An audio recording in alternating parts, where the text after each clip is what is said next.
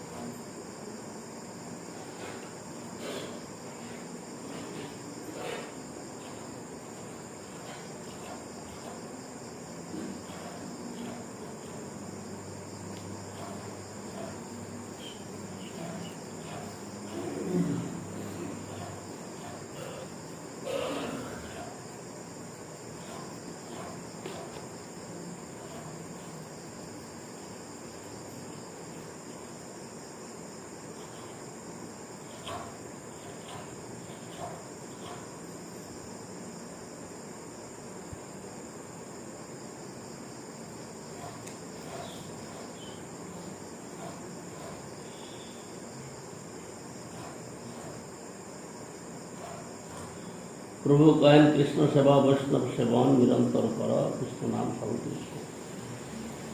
সত্যরাজ বলে বৈষ্ণব চিনিবকে মনে, কে বৈষ্ণব কহ তার সামান্য লক্ষণ। প্রভু কহে যার মুখে শুনি একবার, কৃষ্ণ নাম সেই উচ্চ শ্রেষ্ঠ সেবাকার। এক কৃষ্ণ নামে করে সর্বপাপ ক্ষয়, নববিধা ভক্তিপূর্ণ নাম কীর্তন। দীক্ষা পুরস্কার বিধি অপেক্ষা না করে, জিহ্বা স্পর্শে আচরণদান সবারে উদ্ধারে। অনুষঙ্গ ফলে করে সংসারের ক্ষয়, চিত্তাপরিচয় করায় কৃষ্ণের প্রেমোদয়।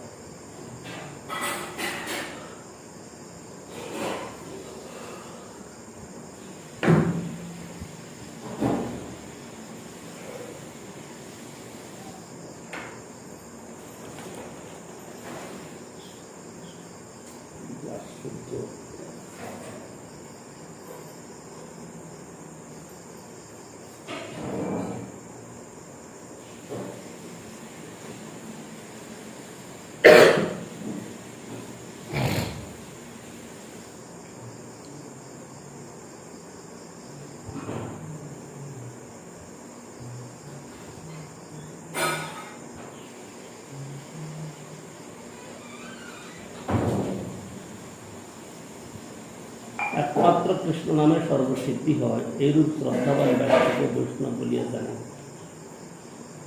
যেহেতু ঐরূপ শ্রদ্ধাই বৈষ্ণবত্বের প্রারম্ভিক যোগ্যতা প্রদান করে,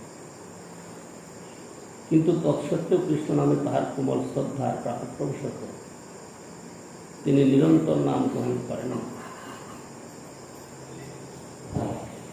রূপ গোস্বামী প্রভু শক্তিত বোধেশামৃতে কৃষ্ণের দস্য গিরি তং মনসা বিশ্বাস কৃষ্ণ, যিনি শ্রীনামকে অপ্রাকৃত চিন্তামণি কৃষ্ণ চৈতন্য রসবিগ্রহ পূর্ণ শুদ্ধ নিত্য মুক্ত এবং নাম নামিত অভেদ জানিয়া পরম শ্রদ্ধা সেই অর্চন করেন। পরন্তু নিজ বদ্ধবস্থা হেতু ভক্তি সিদ্ধান্ত বিচার রহিত হইয়া ভক্তির উপাদানগুলিকে ও শুদ্ধ ভক্তকে সম্পূর্ণ অপ্রাকৃত বলিয়া বুঝিতে পারেন না। তাহারও শুদ্ধ ভক্ত ও শ্রী গুরুর সেবায় এবং তাহাদের মুখে শুদ্ধ ভক্তি সিদ্ধান্ত শ্রবণ ফলে ক্রমশ সর্বপাপ ক্ষয় হইয়া অপ্রাকৃত অনুভূতি অথবা দিব্য সম্বন্ধ জ্ঞান লাভ হয়। শ্রদ্ধাবান জন হয় ভক্তি অধিকারী, উত্তম মধ্যম কনিষ্ঠ শ্রদ্ধা অনুসারে। যাহার প্রবল শ্রদ্ধা সে কনিষ্ঠ জন, ক্রমে ক্রমে দেহ ভক্ত হইব উত্তম।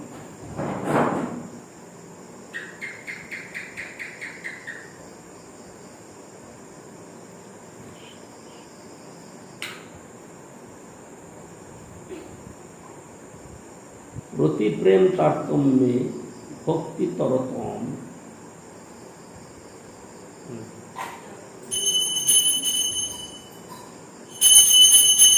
রতি প্রেম তারতম্যে ভক্তি তরতম, সবাকার শ্রেষ্ঠ অর্থাৎ দেবী ধামের সর্বশ্রেষ্ঠ। পূর্ণ কর্মীয় জ্ঞানী অপেক্ষাও শ্রী বিষ্ণুর নামাত্মক মন্ত্রে অর্চনকারী কনিষ্ঠ ভক্ত শ্রেষ্ঠ। যেহেতু কর্মীয় জ্ঞানী তিনি যত বড়ই হন না কেন, বাস্তব বস্তু শ্রী বিষ্ণু নিত্য সেব্যত্বে বিশ্বাস নাই।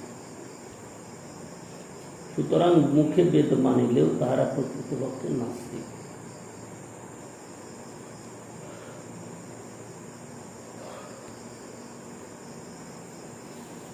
আর শ্রী বিষ্ণুর অর্থ অপ্রাকৃত ভজন রাজ্যে তাহার যতটুকুই মহিমা থাকুক না কেন, অন্তত শ্রী বিষ্ণুর অর্চার বাস্তব সত্য বিগ্রহত্ব শ্রী গুরুমুখে শুনিয়া তাহাতে শ্রদ্ধা বিশিষ্ট।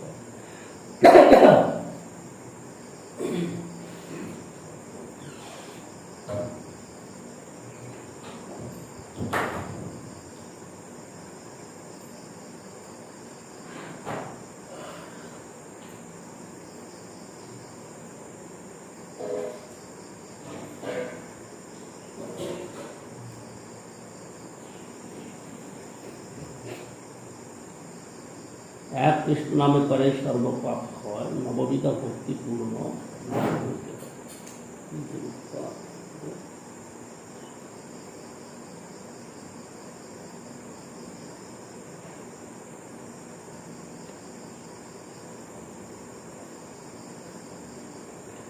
নাম অপরাধ বর্জন করিয়া একমাত্র কৃষ্ণ নাম আশ্রয়েই নিতাই গৌর প্রেমানন্দে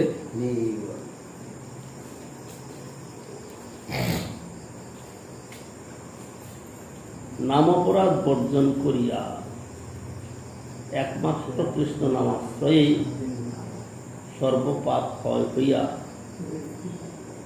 জীবের পুণ্য পাপমূলক প্রকৃতি ভোগ বাসনা সমস্ত বিনষ্ট হয়।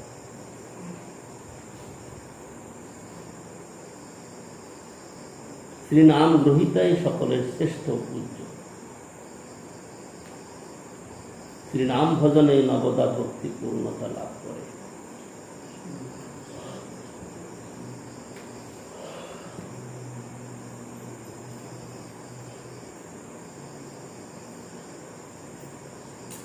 দীক্ষা পুরস্কার বিধি অপেক্ষা না করে জিহ্বা স্পর্শে আচণ্ডালে সবারই উদ্ধার।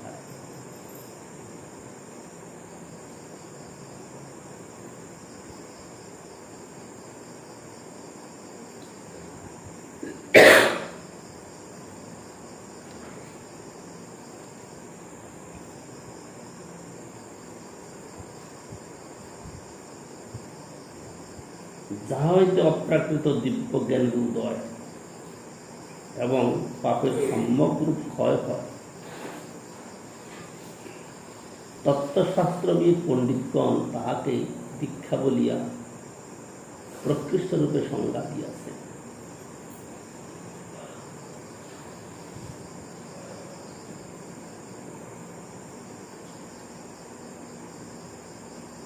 কি আশ্চর্য!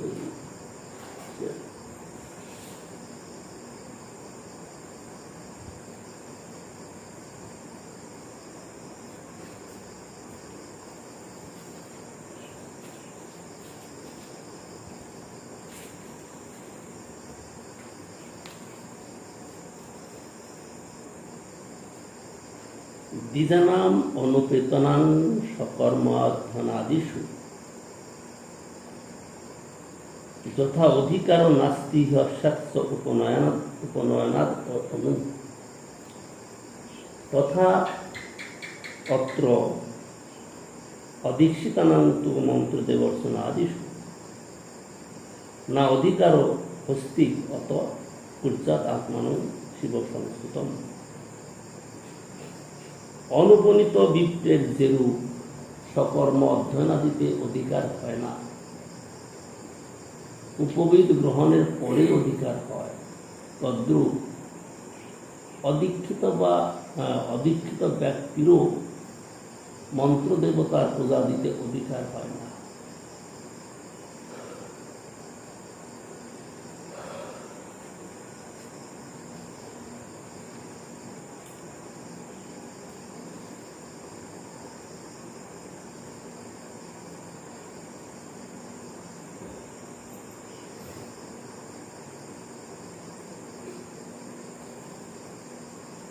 এজন্য আত্মাকে মঙ্গলপুত করিবার উদ্দেশ্যে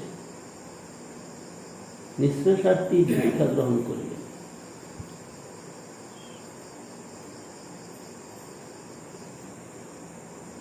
এজন্য আত্মাকে মঙ্গলপুত করিবার উদ্দেশ্যে নিঃশ্রেষার্থী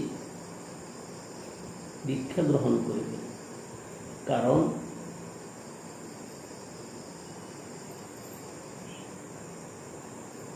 অদীক্ষিতস্য বামরু কৃতং সর্বং নিরর্থকম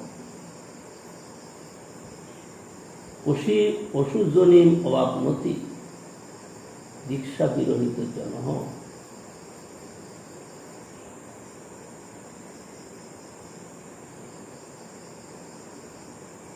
অদীক্ষিত ব্যক্তির সর্বকর্ম নিরর্থক এবং মরণান্তে পশুজনী লাভ করে।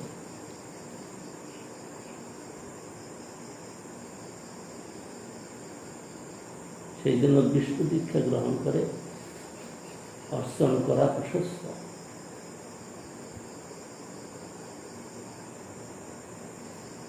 অত গুরুং প্রণম্য এবং সর্বস্বং বিনিবেদ্য চ গৃহীয়াদ বৈষ্ণবং মন্ত্রং দীক্ষাতু মম বিধান।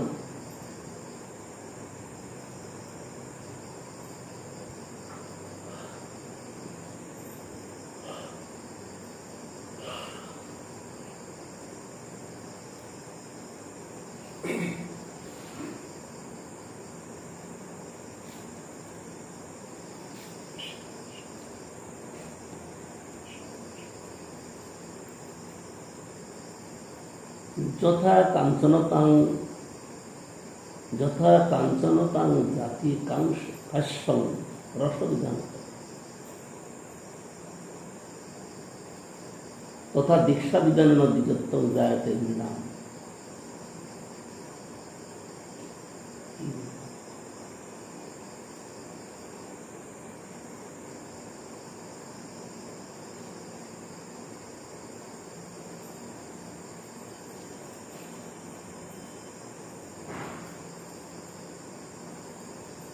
প্রাত মধ্যাহ্ন সায়াহ্ন এই ত্রিকালে নিত্য পূজা, নিত্য জপ, নিত্য তর্পণ, নিত্য হোম, নিত্য ব্রাহ্মণ পূজন, এই পঞ্চাঙ্গকে পুরস্চরণ বলে। গুরুর প্রসাদক্রমে প্রাপ্ত মন্ত্রের সিদ্ধির জন্য প্রথমে পঞ্চাঙ্গ উপাসনার বিধান। এই জন্য ইহা মহাপুরস্চরণ নামে কথিত।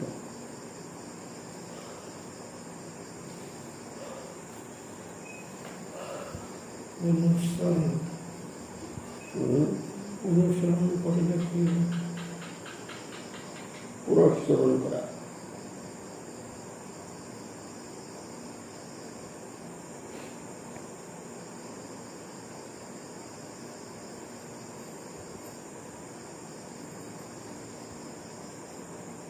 যারা হরিনাম করে তাদের দীক্ষা পুরস্চর্যা বিধি নাই।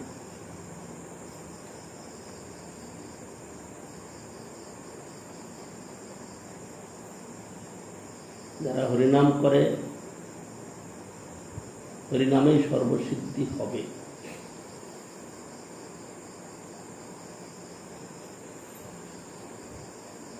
হরিনামেই সর্বসিদ্ধি হয়। এই দৃঢ়তর জ্ঞান লাভ করে সে সমস্ত অন্য কিছু পরিত্যাগ করে, অন্য কর্ম, জ্ঞান, যোগ আদি চেষ্টা যা কিছু আছে পরিত্যাগ করে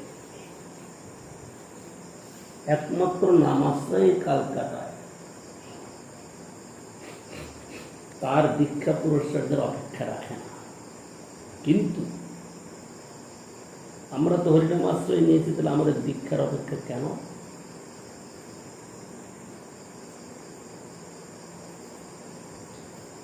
তাহলে আমরা দীক্ষা না নিলে আমাদের বলে দীক্ষারই মহত্ব। হরিনাম দিলে নিচু ক্লাসে বসে, আর দীক্ষা দিলে উঁচু ক্লাসে বসে, তাই না? আমাদের মধ্যে এইটাই কিন্তু প্রচার আছে। হ্যাঁ, সর্বত্র হরিনাম এক সাইড, দীক্ষার সাইড, লালখাবার সাইড, সন্ন্যাস এক সাইড, একত্রিত বুঝতে হয়। দীক্ষা না নিলে তাহলে আমাদের সমাজে সে নিচু ক্লাসের বৈষ্ণব। এইটা আমাদের মধ্যে যথাযথ প্রচার আছে। কিন্তু শাস্ত্র বলছেন যে যারা হরিনাম করে তাদের দীক্ষা পুরস্কার অপেক্ষা না। কারণ এক কৃষ্ণ নাম করে সর্বপাপ হয়, নববিধা ভক্তিপূর্ণ নাম হইতে হয়। তাহলে দীক্ষাদের অপেক্ষা কেন? আমাদের দীক্ষা না হলে আমাদের ছোট বৈষ্ণব বলা হচ্ছে, সেরকম অবস্থা আমার জীবনে। তাহলে ছোট বড় নির্ণয়ের জন্য এই দীক্ষার বৈশিষ্ট্য। যখন আমি এলাহাবাদে সীতাবত প্রভু, কিন্তু পুরানো লোক ওখানকার পূজা করে, আমাকে বাইরে বসায়, আমার মনে মনে রাগ, ওরা ভালো ভালো খায়, সবার আমাকে দেয় না। একদিন আমি কি করলাম, যে খাওয়া দাওয়া হয়ে গেছে, অন্ন দিল, তরকারি না, শুকনো অন্নগুলো লবণ দিয়ে খেতে হলো। তারপর থেকে আর মনে এই ভাবনা রইল না, তরকারি শেষ হয়ে গেছে, আমি অন্ন দিতে বলতে অন্ন দিয়েছে, আমারও খাওয়া আগে হয়ে গেছে। আমি ভাবছি কিছু ভালো জিনিস আছে, কিন্তু শেষে দেখা গেল কি আমার জন্য আর কিছু মিলল না, শুধু অন্নই রইল। শেষে বলে একটু লবণ দিন, লবণ দিয়ে অন্নটা খেলাম। সেই থেকে আমার মনে ওই ভাবনাটা চলে, আমাকে বাইরে দিয়ে এরা ভিতরে ভালো মন্দ কিছু খায়, আর আমি বাইরে বসে প্রসাদ পাই। তো সেই জন্য আমাদের দীক্ষার একটা প্রভাব আছে। দীক্ষার প্রভাবটার কারণ হলো, এখানে জীব গোস্বামী পাদ বলছে ভক্তি সন্দর্ভে। একবার আচার্য পাদ বোম্বের কৃপাসিন্ধু প্রভুকে বলছেন, কৃপাসিন্ধু প্রভু কিন্তু দীক্ষিত ব্যক্তি নন, দেখেছো তাকে? হ্যাঁ দেখেছি। তিনি কিন্তু দীক্ষিত নন। বাংলাদেশের যে কৃপাসিন্ধু, না না, বোম্বে নিতাই বাবা, তিনি কিন্তু দীক্ষিত নন। একদিন কলকাতায় আচার্যপাদের ভজন কুটিরে উনি এসে তার কাছে বলছেন, আমার দীক্ষা হয়নি, আপনি দীক্ষা দিন। আচার্যপাদ বলছেন যে আপনার তো দীক্ষার অপেক্ষা নয়, আপনি দীক্ষিতের চেয়েও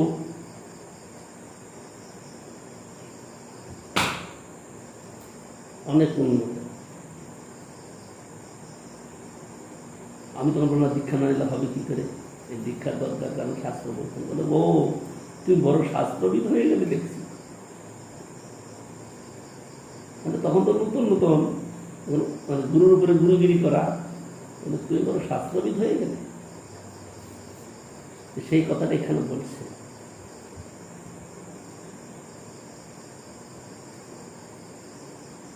যদ্যপি শ্রী ভাগবত মতে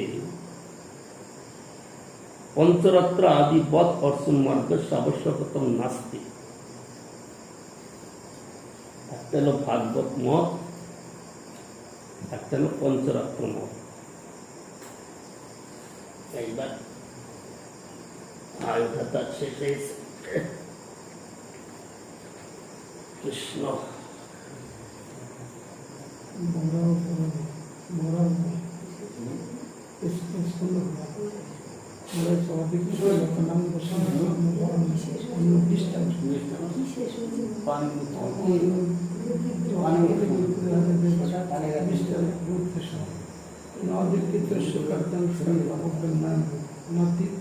তীর্থ ভ্রমণে অধিকৃত অবস্থায় ভ্রমণ পর্যটন শুধু কর্ম বাংলা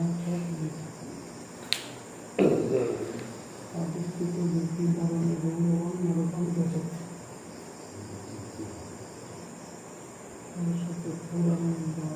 এখানে আমরা আগেই শুনে নিলাম, অদীক্ষিত ব্যক্তির সমস্ত কর্ম নিরর্থক এবং সে মৃত্যুর পরে পশুজনী লাভ করে।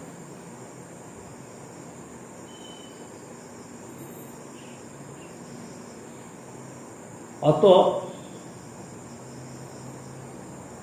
গুরুং প্রণম্য এবং সর্বস্বং বিনিবেদ্য গৃহীহাত বৈষ্ণবং মন্ত্রং দীক্ষা পূর্বং বিধানত। তারপরে বলছেন যথা কাঞ্চনতং জাতি কাশ্যং রসবিধানত কাশ্যং কাংসং রসবিধান তথা দীক্ষা বিধানের দ্বিজত্বং জায়তে নৃণাম। এই জন্য গুরুকে প্রণাম করে সর্বস্ব নিবেদন করে তার থেকে বিধানত বিধিপূর্বক মন্ত্র দীক্ষা গ্রহণ করতে হবে। তারপরে বলছেন যেমন শরণার্থী যদি খাপ থাকে তাতে কোনো রাসায়নিক বস্তু রসবিধানত রাসায়নিক বস্তু প্রয়োগ করে সে কাঞ্চনটাকে শুদ্ধ করে। কাঞ্চন কাকে বলে? সোনা। সোনাকে শুদ্ধ করে। সেই রকম তথা দীক্ষা বিধানের দ্বিজত্বং জায়তে নৃণাম। সেরকম দীক্ষা বিধানের দ্বারা মনুষ্য দ্বিজত্ব লাভ করে। দ্বিজত্ব মানে ব্রাহ্মণ। দ্বিজত্ব মানে এইবার পণ্ডিত বুঝেছে, দ্বিজ মানে দ্বিতীয় জন্ম লাভ করে। জন্ম জয়তে শুদ্ধ দ্বিজত্ব মানে দ্বিজন্ম লাভ করে। দ্বিতীয় শিক্ষা বিধান দ্বারা দ্বিতীয় জন্ম লাভ করে, দ্বিজত্ব লাভ। তো সেই জন্য দীক্ষা বিধান। কিন্তু মহাপ্রভু বলে দিলেন যে কৃষ্ণ নামকে দীক্ষা পুরস্য যা বিধি অপেক্ষা করে না। জিহ্বাস্পর্শে আচণ্ডাল সবার উদ্ধার। এখানে দীক্ষার অপেক্ষা রাখে না। কিন্তু এখানে কথা হচ্ছে কি, এখন কৃষ্ণ নামে যাদের অতটা দৃঢ় বিশ্বাস দৃঢ়তা আসে না, দৃঢ়তা মানে মৌখিক নয়, আন্তরিক। মানে এখানে দম্ভ নয়, এখানে নম্রতা, দৈন্য দয়া অন্যে মান প্রতিষ্ঠা বর্জন, চারি গুণে গুণী হই করহ কীর্তন। এখানে নাম কীর্তনের কথা বলা হচ্ছে। মানে চারি গুণে গুণী হই করহ কীর্তন। জিহ্বাস্পর্শে আচণ্ডালে করো। জিহ্বাস্পর্শ কি জন্য হচ্ছে? কীর্তনের জন্য। কৃষ্ণ উচ্চারণ করাটা জিহ্বাস্পর্শে হচ্ছে। এই কৃষ্ণ নাম উচ্চারণ করলে সর্বপ্রাণী অনায়াসে উদ্ধার হয়ে যায়। সেখানে দীক্ষা পুরস্কারের অর্থ না। তাহলে আমাদের দীক্ষা না দিলে আমরা ছোট বৈষ্ণব হয়ে যাই কেন? আমাদের মধ্যে ওই প্রকার হরিনাম করার বৃত্তিটা জাগে না। না জাগার জন্য এখানে ভক্তির যে অবশ্যই বলছেন, তারপরে তদ্বিনাপি শরণাপত্তি আদিনাম একতরেণপি পুরুষার্থ সিদ্ধে অভিহিততা তথাপি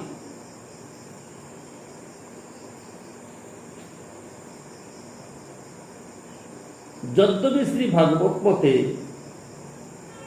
পঞ্চরাত্রি আদি বধ অর্চন মার্গের আবশ্যক নাস্তি। যদ্যপি যথাপূর্বক ভাগবত মতে পঞ্চরাত্রি মতো পঞ্চরাত্র বিধানের মতো দীক্ষাদি প্রয়োজন নয়, আবশ্যকতা নাস্তি, আবশ্যক নয়। যেমন জিহ্বাস্পর্শে আচণ্ডালে সবার উদ্ধার, সেখানে ভাগবত মত এটা। আবার যেখানে পঞ্চরাত্রিক মত, সেখানে দীক্ষার কথা আছে, সেটা হলো বিধিপূর্বক। দীক্ষা পুরস্কার যা বিধি, বিধিপূর্বক সেখানে করার বিধান। আর ভাগবত মতে পঞ্চরাত্রে আদি দর্শন মার্গস্য আবশ্যকত নাস্তি, ব্রজেতে এইটা প্রচার। ব্রজেতে যত বাবাজি সম্প্রদায় আছে তাদের মধ্যে এইটা প্রচার ভাগবত মতে। তাদের মধ্যে অর্চনের প্রাধান্য নাই, তাদের মধ্যে ভাগ মার্গের সেবা। কিন্তু এইখানে যে গোস্বাইপাদ ভালো করে বলে দিয়েছেন যে নাই, ঠিক আছে, কথাটা সত্য। তথাপি নারদাদি ঋষিগণ তার ব্যবস্থা কেন দিয়েছেন পঞ্চরাত্রে? তাহলে তারা ভাগবতটাকে মানছে না, ভাগবতের আনুগত্য তারা করছে না।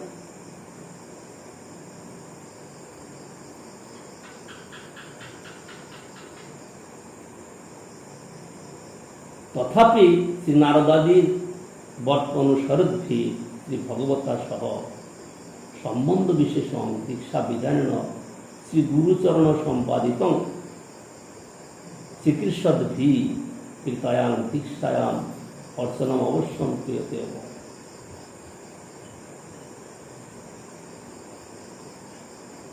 এ কথাটা কেন বললেন?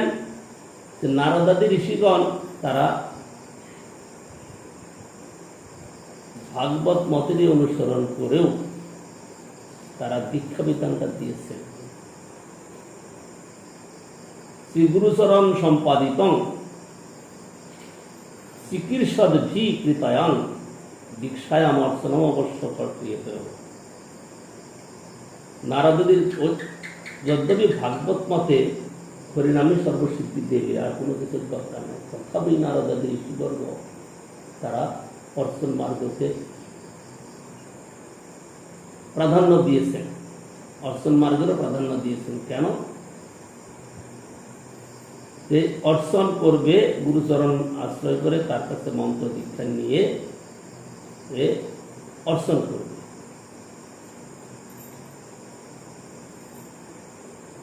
তারপরে বলছেন যদ্যপি স্বরূপত নাস্তি, দীক্ষাদি অপেক্ষা স্বরূপত নাই, প্রয়োজন নাই, তাহলে কেন দেওয়া হচ্ছে?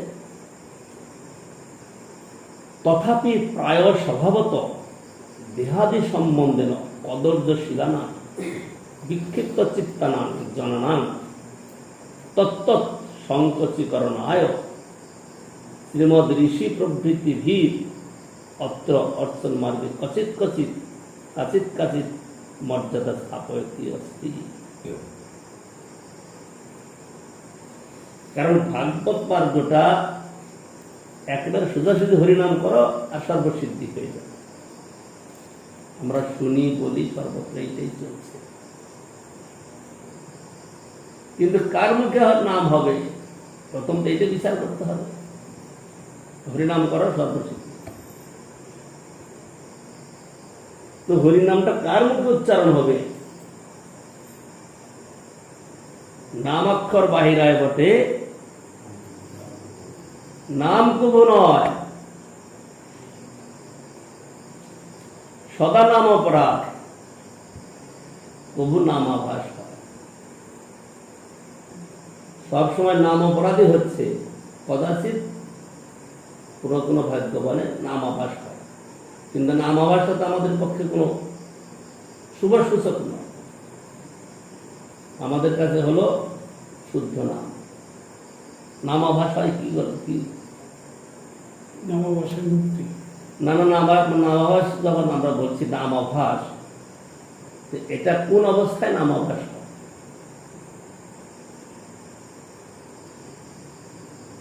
নামটা তো মুক্তজীবীর উপাস্য বস্তু,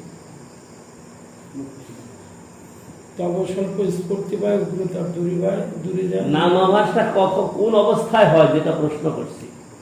নাম যখন বুঝে না করা হয়, মানে অপরাধ মুক্ত হয়ে গেলে তো নাম আবাস নাম হবে। ভয় থেকে করা। সেদিন এই কথাটা বলছিলাম, আমাদের মনে রাখা। নাম অপরাধ মুক্ত হয়ে গেলে নাম অপরাধ, নামাভাস আর শুদ্ধ নাম। শুদ্ধ নাম। তো নাম অপরাধ, নাম অপরাধ আর নাম আভাস। নাম অপরাধ কি নামের অপরাধ? নাম আভাস কি নামের আভাস?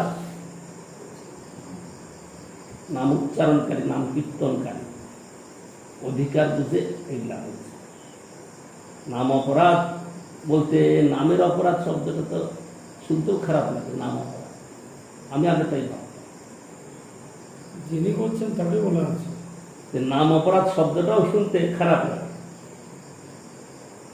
নাম অপরাধ উচ্চারণকারী হৃদয়ের ভাব বুঝে এই তিনটা সংজ্ঞা। একটা নাম অপরাধ, একটা নাম আভাস, একটা শুদ্ধ নাম।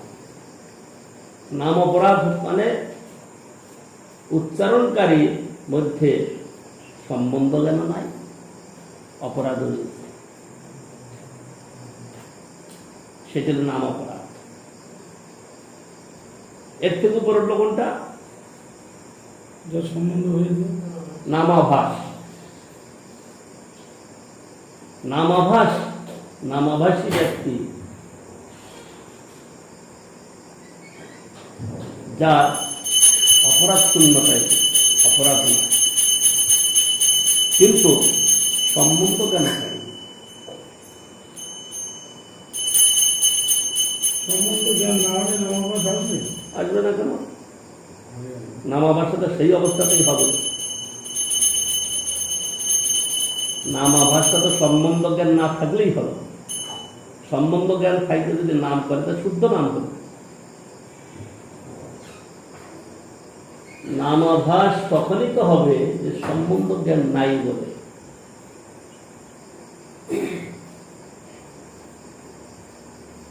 তাতে দিলে মুক্তি, আর সম্বন্ধ জ্ঞান থাকলে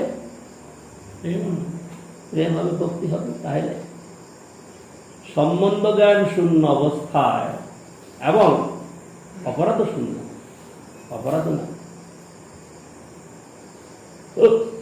অপরাধ শূন্য এবং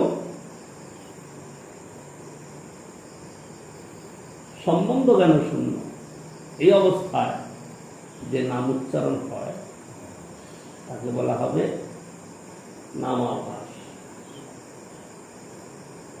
নামাভাস হল 4 প্রকারের করছে, এখানে সেটা আলোচ্য নয়,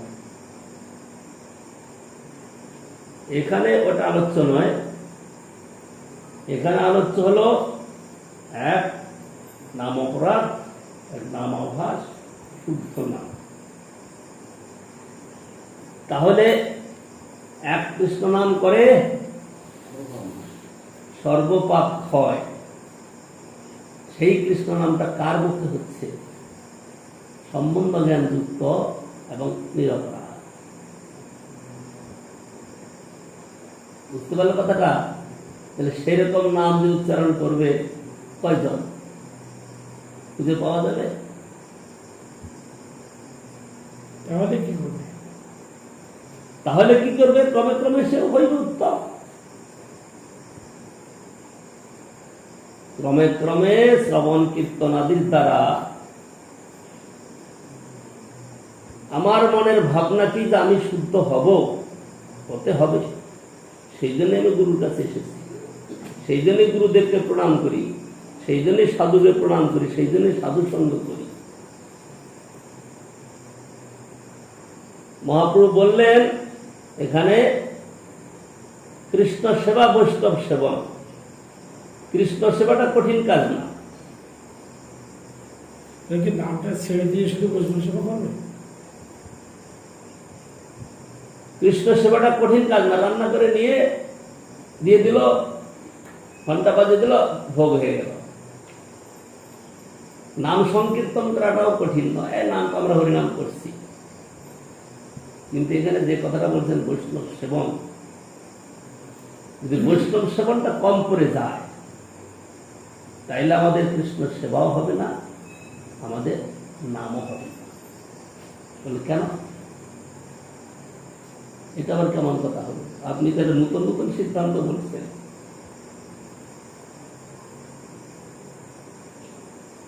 নরোত্তম ঠাকুর কীর্তন করেছেন না? কি কীর্তনটা? বৈষ্ণব চরণ রেণু ভূষণ করিয়া তনু যাহা হইতে অনুভব হয়, মার্জন হয় ভজন, সাধুর সঙ্গে অনুক্ষণ, অজ্ঞান অবিদ্যা পরাজয়। এই জ্ঞানটাকে আমাদের হয়েছে। তারা যে কত বড় অনুভবী, তারা যে কত বড় পালনকারী, এর দ্বারা বোঝা যায়। বৈষ্ণব চরণ রেণু ভূষণ করিয়া তনু যাহা হইতে অনুভব হয়, মার্জন হয় ভজন, সাধুর সঙ্গে অনুক্ষণ, অজ্ঞান অবিদ্যা পরাজয়। সেই জন্য মহাপ্রভু বললেন যে কৃষ্ণ সেবা করো আর বৈষ্ণব সেবা করো। কৃষ্ণ সেবাটা সহজ, রান্নাবাড়ি করিলে ভোগ লাগালে, তারপরে করো বৈষ্ণব সেবা। সেই প্রসাদ বৈষ্ণবদের বলে তুমি খাওয়ালেই বৈষ্ণব সেবা হলো না, তো খাওয়ালেই বৈষ্ণব সেবা হবে না। বৈষ্ণবের মুখে হবে আবার কৃষ্ণ কথা শুনতে হবে, সিদ্ধান্ত কথা শুনতে হবে, আবার সেগুলাকে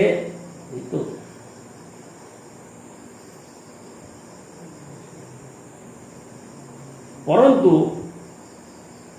নিজ বদ্ধবস্থা হেতু ভক্তি সিদ্ধান্ত বিচার রহিত হইয়া ভক্তির উপাদানগুলিকে ও শুদ্ধ ভক্তকে সম্পূর্ণ অপ্রাকৃত বলিয়া বুঝিতে পারেন না।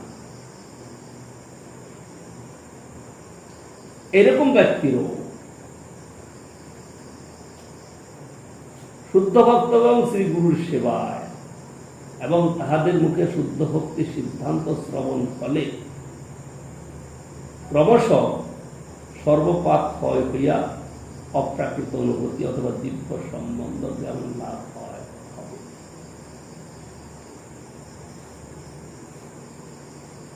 আমরা সাধু সঙ্গ করবো না, আমরা নিজেরাই বৈষ্ণব হয়ে গেছি আর বৈষ্ণব সেবা হচ্ছে, সব মিলিয়ে মাখিয়ে সকল খাওয়াই দিলে বৈষ্ণব সেবা হয়ে গেল, হয়তো করে গেলে বৈষ্ণব সেবা। আমাদের বাবাজি অখিঞ্চন বাবাজি বৈষ্ণব সেবার খুব তার যোগদান, কারণ শিলংয়ে খুব বৈষ্ণব সেবা হয়। বাবাজি ওখানে সব বাবাজি নামে পরিচিত, শিলংয়ের সব লোক তাকে বাবাজি বলে যায়, কারণ বহুদিন ওখানে আছে। সে বাবাজি, তো বাবাজি কাকে বলা হয় জানো তো? ও দেশের বাবাজি হলো রান্না করে যারা, তাদেরকে বলে কি, তাই না? যারা রান্না করে বেড়ায় তাদেরকে বাবাজি বলে। ও আর কীর্তন হলো সেই ধরনের এক বাবাজি। আবার লাল কাপড় পরা আরেকটু বিশেষ।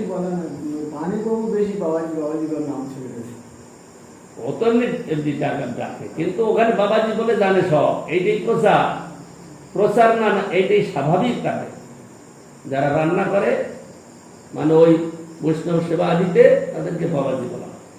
অন্য লোক যদি আসে তাদেরকে বাবাজি বলে সম্বোধন করবে। তো বিশেষ করে এই বাবাজি বৈষ্ণব সেবা। একবার আমি ছিলাম সেখানে, একজন লোক তার কেউ মারা টারা গেছে হয়তো, সে বৈষ্ণব সেবা। সেখানে কত শত বৈষ্ণব আছে বৈষ্ণব সেবা, তো বৈষ্ণব সেবা দেবে। তো আমি তখন সেখানে আছি, ওই জায়গাটা কিনেছিলাম, সেখানে আমি আসছি। সে লোকটা এসেছে, এত লোককে পাঠিয়েছে, তো বলছে সেখানে এরকম আয়োজন হবে, তা আপনাদের তরফ থেকে সেখানে যেতে হবে, সেখানে গিয়ে কাজ করতে হবে। আবার সেখানে শালগ্রাম শিলাচার, তখন বাবাজির যে শালগ্রাম তখন নবদ্বীপ, এখানে সেবা।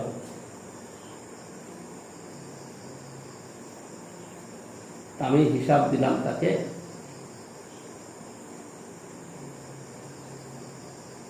কত 3,000 3,000। তোমার মনে তুমি জানো? সবাই বলছেন 3,000 টাকা। হ্যাঁ এখানে একদম বলেছিলেন বলেছিলাম, মানে নবদ্বীপ যাতায়াত করতে একজন মানুষের 1,000 টাকা খরচা করবে, তার বেশি লাগবে কিন্তু আমি 1,000 টাকা দিলাম। আর বাসনপত্র যাবে, গ্যাস গ্যাস সব কিছু যাবে, তার জন্য 500 টাকা। আর বাবাজি রান্না করবে, তার জন্য 500 টাকা। আর একটা কি জিনিস, ছিলাম তো শালগ্রাম থেকে যাতায়াত ভাড়া 2,500 টাকা না 3,000 টাকা হলো। আমি এটা বলে তাকে পাঠালাম যে 2,500 টাকা বা 3,000 টাকা আপনাদের এটা খরচ করতে হবে। এটা এই যদি আমরা যাই বা আমাদের এই ব্যবস্থার মধ্যে যদি আপনারা নেন তবে। তো সে গিয়ে বলেছে, কারণ তাকে তো রিপ্রেজেন্টেটিভ পাঠিয়েছে, প্রতিনিধি পাঠিয়েছে, আমি লিখে দিয়েছিলাম কাগজে যে এই ব্যাপারে এই খরচা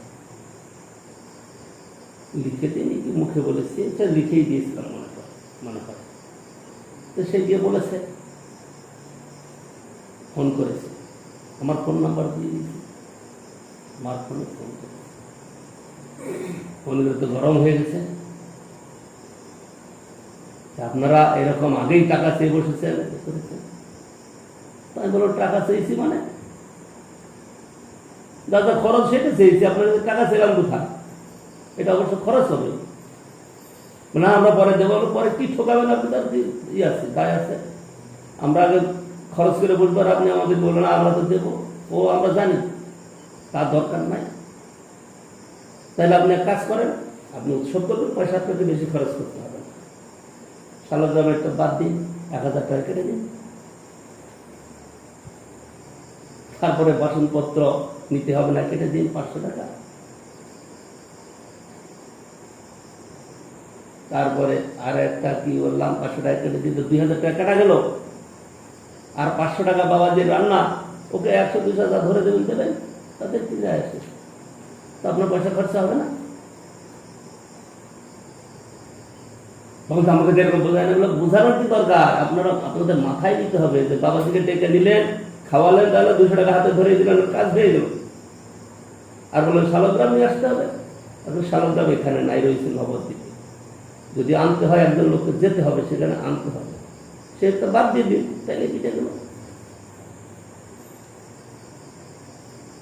তারপরে বাবাজিকে কি দিয়েছে না দিয়েছে জানি না, শালগ্রাম নিলাম কি না নিলাম আর মনে নেই। কি কথা নিয়ে আসলো, বৈষ্ণব সেবা। আচ্ছা, বৈষ্ণব সেবা, সেখানে বৈষ্ণব সেবা দেবে। আমি একটা কথা বলি, বাবাজি যে কথাটা বারবার উচ্চারণ করে, কি সেটা,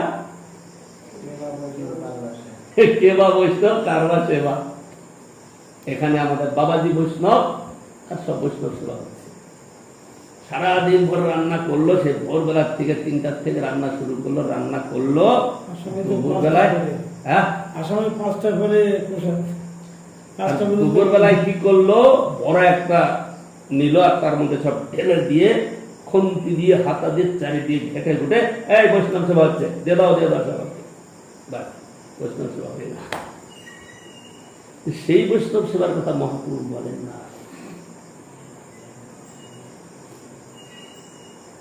বৈষ্ণব দেখিয়া পরিব চরণে, হৃদয়ের বন্ধু জানি, এইরকম বৈষ্ণব সেবার কথা বলেছে।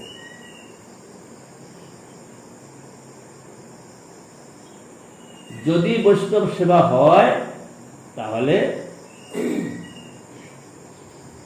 ক্রমশ সর্বপাপ ক্ষয় হইয়া অপ্রাকৃত অনুভূতি অথবা দিব্য সম্বন্ধ জ্ঞান লাভ হবে। সম্বন্ধ জ্ঞান লাভ হলে পরে অপরাধ চলে যাবে, তখন শুদ্ধ নাম আসবে, তারপরে প্রেমের কথা। সেই জন্য মহাপ্রভু বলছেন, তোমরা কৃষ্ণ সেবা করো, বৈষ্ণব সেবা করো, আর নিরন্তর কৃষ্ণ নাম সংকীর্তন করো। বৈষ্ণব সেবা করা ভোজন নয়, তাদের মুখে শুদ্ধ ভক্তি সিদ্ধান্তমূলক কথা শ্রবণ করতে হবে, তবেই হবে বৈষ্ণব সেবা ঠিক। বৈষ্ণবকে খাওয়ালাম, দালাম, দক্ষিণা দিয়ে দিলাম, বৈষ্ণব সেবা হয়ে গেল, মোটেই না। বৈষ্ণব যা বলবে সেই কথা পালন করতে হবে, তবেই বৈষ্ণব সেবা হবে।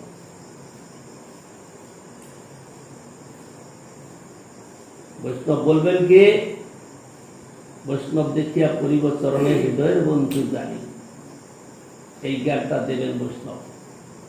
আমরা হয়তো মুখস্থ করে রাখলেও আমাদের মনে থাকে না, কারণ আমাদের চিত্তবৃত্তি তো ওই অবস্থায় যায়নি।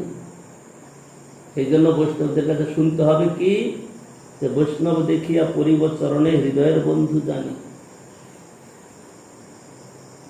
বৈষ্ণব দেখিয়া পরিব চরণে হৃদয়ের বন্ধু জানি, এই সিদ্ধান্তটা আমাদের শ্রবণ করতে হবে।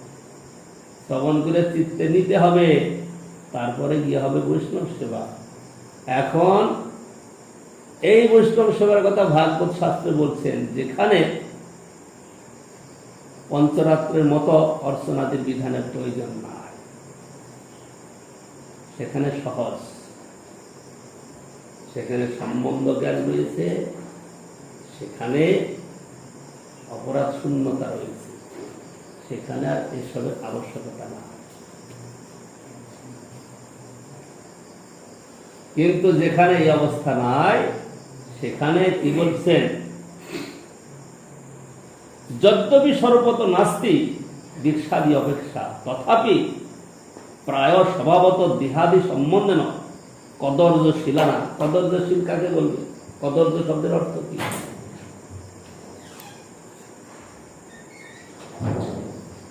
কদর্য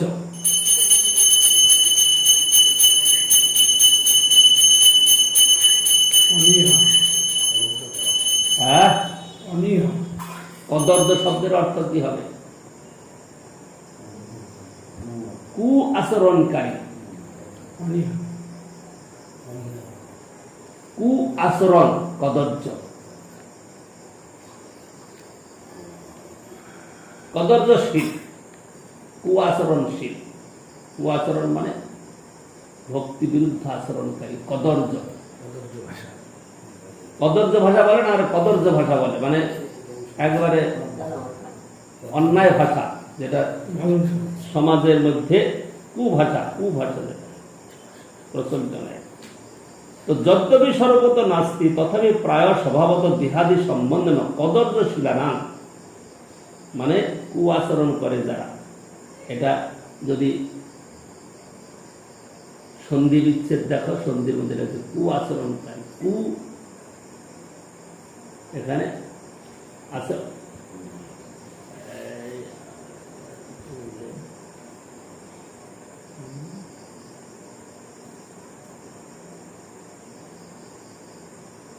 প্রতিকূল বিষয় কার্যাদি বোঝায় না। কদর্য শব্দটা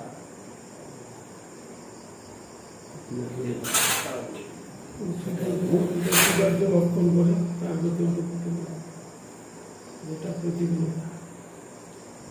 সেই জন্য এখানে কদর্যশীলানাং বিক্ষিপ্ত চিত্তানাং। কদর্যশীল এবং বিক্ষিপ্ত চিত্ত। বিক্ষিপ্ত চিত্তে কি বোঝাবে? বিক্ষিপ্ত যেটা চিত্তের স্থিরতা মধ্যে সন্তুষ্টি, এটা বিক্ষিপ্ত। বিক্ষিপ্ত চিত্ত মানে হরিভজন করাটাই যে একমাত্র কাজ, এরকম চিত্তের স্থিরতা আসে না। একটু ভক্ত সঙ্গও করব, আবার একটু অন্য সঙ্গও করব, এরকম বিক্ষিপ্ত চিত্তানাং জনানাং তত্ত্ব সংকোচীকরণায়। যেমন হরিনাম নিলে পরে ছেড়ে দেয়, অত বিচার না, কিন্তু যখনই দীক্ষা নিলে তখন শুদ্ধতার একটু বিচার আসবে। এই যারা অর্চন করে, রান্না করে, তাদের একটু বিশেষ করে ভালোভাবে চলতে হবে। কাপড় পরিষ্কার করা, হাত পা ধোয়া, স্নান আদি করা, এইগুলা পবিত্র খাবার। যতক্ষণ হরিনাম ততক্ষণ বলে তো হরিনাম আসছে, মানে নিজের মধ্যে অতটা দৃঢ়তা আসে না, হরিনাম আসছে, নিজের মধ্যে অতটা দৃঢ়তা বা গাঢ় ভাব আসে না।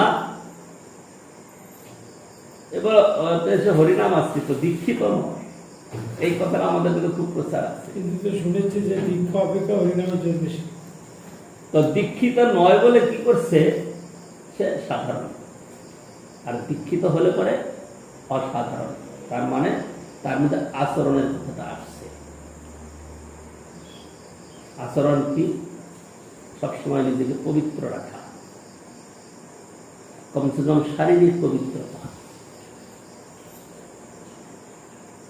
কদর্যশীল, মানে আচরণ নাই, খেতে বসলো প্রসাদের উচ্ছিষ্টের বিচার নাই, রাস্তাঘাটে যাতায়াত করছে বা কোথাও যাচ্ছে যাতায়াতের বিচার নাই, আসলো ফট করে কোথাও ঢুকে গেল, মন্দিরে ঢুকে গেল, রান্নাঘরে ঢুকে গেল, এই কদর্যশীল। এদেরকে সংকোচন করার জন্য শ্রীমদ ঋষি প্রভৃতি অর্থন মার্গে কচিত কচিত কাচিত কাচিত মর্যাদা স্থাপিত,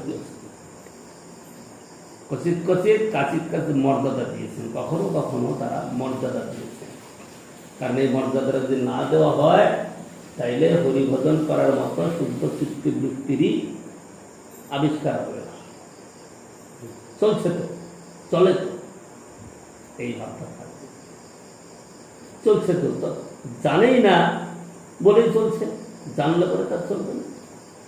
যেদিন জানবে যে না বাইরে গেছিলাম হাত পা না ধুয়ে মন্দিরে ঢুকা যাবে না, জানেই না যে সব চলে তো, কেউ কোনোদিন বলে না। কিন্তু এই কথাগুলা শাস্ত্র যে বলছেন, এইগুলো যদি শ্রবণ কীর্তন করা যায়, এই শুদ্ধ ভক্তের সঙ্গে এই যে প্রভুপাদ এই ভাষাটা বলছেন এখানে, যারা শুদ্ধ ভক্ত সঙ্গটাকে বা শুদ্ধ ভক্তকে সম্পূর্ণ অপ্রাকৃতিক বলে জানতে পারে না, শুদ্ধ ভক্তকে, তারাও শুদ্ধ ভক্ত শ্রী গুরু সেবায় এবং তাহাদের মুখে শুদ্ধ ভক্তির সিদ্ধান্ত শ্রবণ করতে করতে ক্রমশ তাদেরও হবে। সেই জন্য নরোত্তম ঠাকুর বলছেন, বৈষ্ণব চরণ রেণু ভূষণ করিয়া তনু যাহা হইতে অনুভব হয়, মার্জন হয় ভজন সাধু সঙ্গে অনুসরণ, অজ্ঞান অবিদ্যা পরাজয়, অজ্ঞান পরাজয় লাভ করবে, জ্ঞান আসবে। সেই জন্য আমাদের উচিত কি, শাস্ত্র কথা শ্রবণ করা। যদি শাস্ত্র কথা শ্রবণ না করি আর সেগুলো পালনে যদি আমরা উৎসাহী না হই, তাহলে চলছে তো, ভালোই চলছে, সম্মান পাচ্ছি, খাওয়া দাওয়া ঠিক জুটছে, সব কিছু জুটছে, কিন্তু শুধু সময় কাটছে। যেটা হওয়া দরকার, ওই আমাদের কি প্রভু ওই জানি হরিবিলাস বলছে লাইন লাগবে না, বুঝে আবার সিদ্ধান্ত, কিন্তু নিজে পারে না করতে, কোনো দোষ আছে, এইসব বোধগুলো জানা আছে, তার ভালো বুঝে, কিন্তু কোনো ভাগ্যবশত সে পালন করতে পারেন, সে আলাদা কথা। বলে লাইন লাগবে না, হৃদয়ের যে লাইনটা সেটা লাগবে না, ও ঠিক বুঝেছে। হৃদয়ের লাইন লাগাতে গেলে আমরা সাধুর সঙ্গে হরিনাম করব এবং সাধু কথা শ্রবণ করব, আর সেগুলা হৃদয়ে পালন করব, তবেই লাইন লাগবে, তাছাড়া লাইন লাগবে। এটা আমাদের ওই হরিবিলাস প্রভু করেছিলেন, সিদ্ধান্তটা ঠিক, কিন্তু তিনি কতটা পালন করতে পারেন না পারেন সেটার জন্য আমি মন্তব্য করব না, তবে সকলেই একরকম হয় না।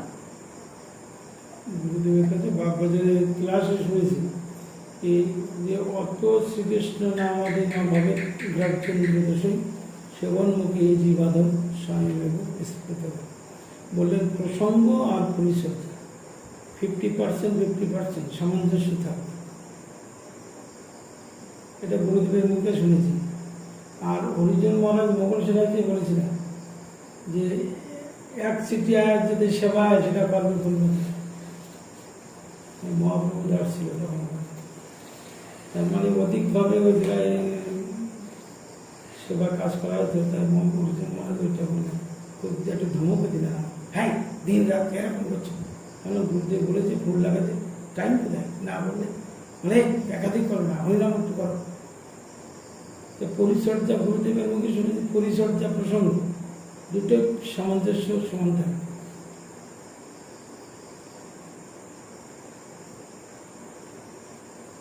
সেইটাই তো কথা।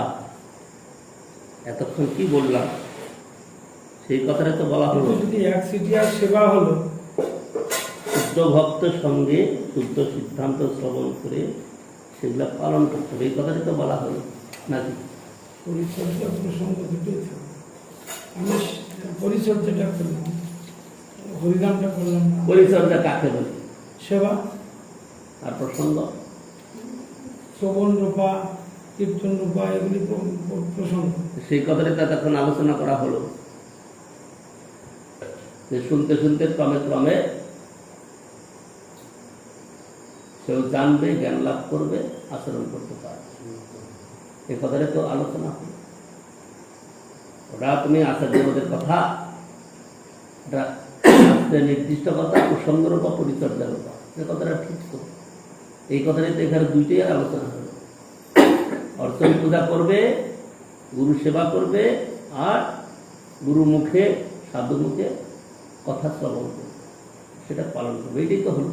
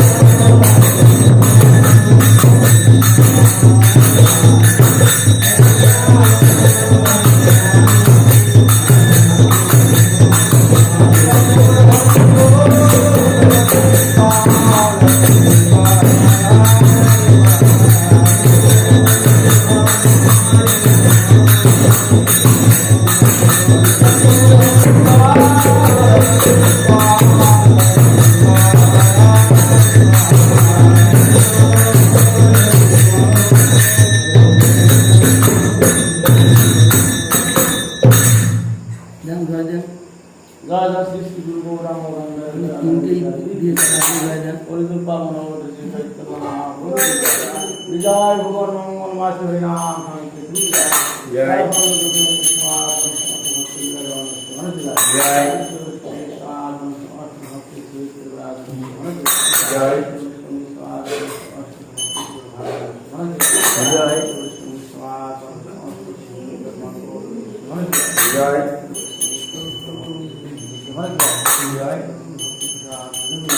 जय জয়